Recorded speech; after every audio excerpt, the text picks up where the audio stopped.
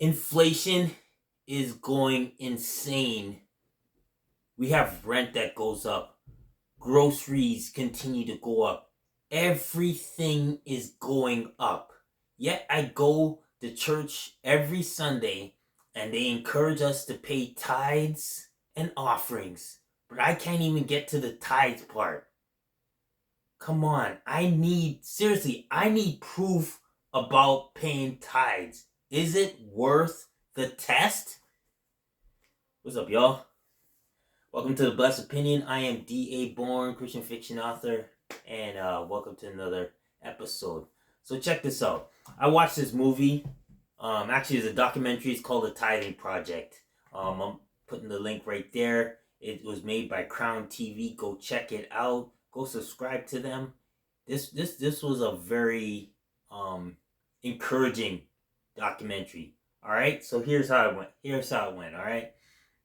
So the filmmaker wanted to do a project where he wanted a volunteer, to give them 90 days to pay 10% of their income to a local church.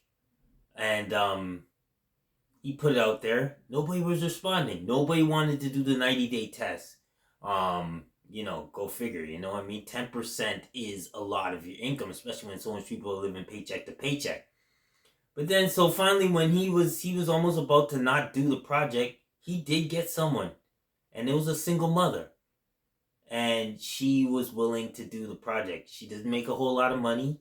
I think her income was like $42,000 a year, and she's a single mother, so she has kids. It's not she has dependents, and she decided to do the project, and also what happened was that you have people that do testimonies in church about how God blessed them after they paid their tithes and sow the seed or whatever, and they get these blessings, but you never know details because you just listen to a 5 or 10 minute testimony, right?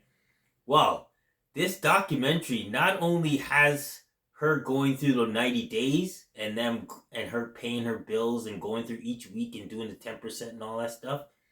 They bring in a financial manager, an accountant, and not just any accountant. Well, actually, correction, it was just any accountant. It wasn't like someone from a church or anything like that. It wasn't someone who was connected to the filmmaker. This was a third-party accountant, and they brought him in to go over the budget. So she goes and she tells him, everything she needs to take care of in the month and all that stuff. And she says, I'm going to now start to pay 10% of my income to a local church, the church that I go to. So, and obviously the accountant was like, okay, well, it's going to be a stretch for you, but we'll implement it in there. All right. So you want me to tell you what happened? I don't want to spoil it, because if I tell you what happened, you're not going to go and watch the Tithing Project for yourself. I recommend you go and watch it for yourself and see what happens. It was really, really encouraging. So I bring that up to say, do you have to pay tithes in order to go to heaven? That question my answer is no. You don't have to pay tithes in order to go to heaven. If you're a Christian, you don't have to pay tithes. So if I'm a Christian and I don't have to pay tithes, then why do they push it so much? Because tithing is opening the gates of heaven. It puts a protection over your finances. It keeps the devourer, which is the enemy, which is Satan, from trying to take away your finances. So it is a test. It is a test. But God says in Malachi 3 verse 10, He wants you to test Him on it. He goes, bring the tithes to the storehouse, which is the church. Test me on this, and watch me work things out for you. Is it a one snap thing? Does it happen right away? No, it doesn't. It's a process. It's a process, and it is a challenge.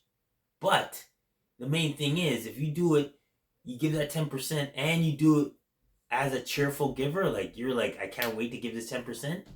You watch. God will do amazing things with your finances. You know, I'm a tither. I admit I'm a tither, and I also admit I've had challenges where I've hesitated to tithe because when you live paycheck to paycheck, it is tough because you see things come out as soon as you get that weekly paycheck. You know what I mean, or that biweekly or that monthly paycheck. So it is a challenge, but I'm telling you, the window's open. The window's open. You need you need to test, but it's not a deterrent to get into heaven. But I'm gonna put it like this, all right? If you have an opportunity to have heaven open to you, to have finances given to you, don't you want to test that out? Or you can just not pay tithes but never see yourself going ahead financially, or you never see yourself getting past the paycheck to paycheck stage, and you're always struggling and you're always stressing out over stuff. Look, God wants us to have finances. He wants us to be rich. Realize that. He wants us to be rich. Not just so we can just hoard and buy a whole bunch of crazy and valuable stuff for us. No, he wants us to give. He wants us to give so we can have more than enough to give to others. You see where I'm getting at?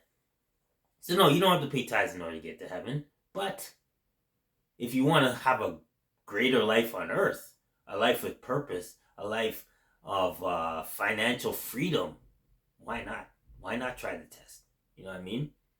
I'm gonna give you examples of three people who were great tithers and they started tithing in the business. Now you'll see we got Colgate toothpaste up on the screen. We got Heinz ketchup, and we have Kraft Dinner.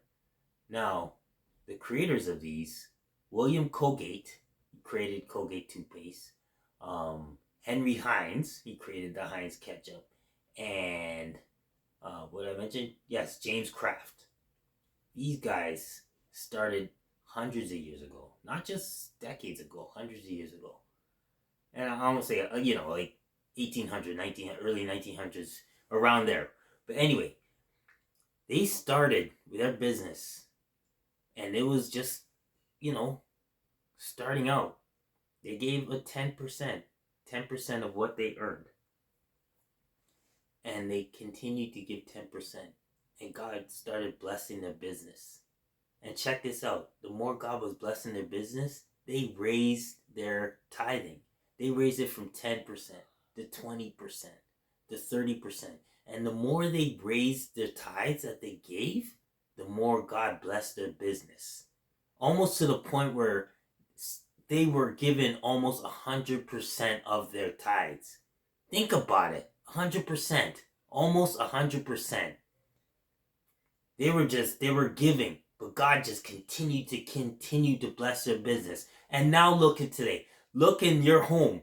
Most of you, if you don't have Crest toothpaste, you got Colgate toothpaste. Correct?